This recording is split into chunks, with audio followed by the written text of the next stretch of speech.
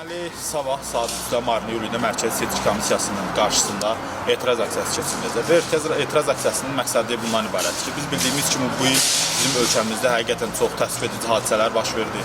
Rus qanunu qəbul edildi, ondan sonra seçkilər saxtalaşdırıldı və bir neçə gün öncə Gürcüstan Baş naziri məhz açıqlamasında bildirdi ki, 2028-ci ilə qədər Gürcüstanın Avropa İttifaqına üzvlüyü məsələsi dayandırılıb və vətəndaşlar olaraq biz hesab edirik ki, bu məsələ Gürcüstanın sonudur və bizim ölkəmiz üçün bir faciədir. Ona görə də Gürcüstanın bütün şəhərlərində etiraz aksiyaları gedir. Mərkəzi Tbilisi şəhərində, Batumi və digər bütün şəhərlərdə etiraz aksiyası gedir. Biz də məhz Gürcüstan azərbaycanlıları olaraq hər zaman öz ölkəmizin yanında olmuşuq. Hər zaman ölkəmizin gələcəyi üçün mübarizə aparmışıq. Hər zaman ölkəmizin tarixinə öz adımızı yazdırmışıq və biz hesab edirik ki, məhz bu gündə ölkəmizin bu çətin günündə biz öz səsimizi çıxarmalıyıq. Ölkəmizin gələcəyi üçün, ölkəmizin rifahı və sülh üçün biz çıxmalıyıq çölə və ölkəmizin Avropa İttifaqına üzvlüyü üçün əlimizdən gələni etməliyik və səsimizi bütün Gürcüstana duyurmalıyıq. Öz etirazımızı sabah saat 3-də buradan bildirməliyik.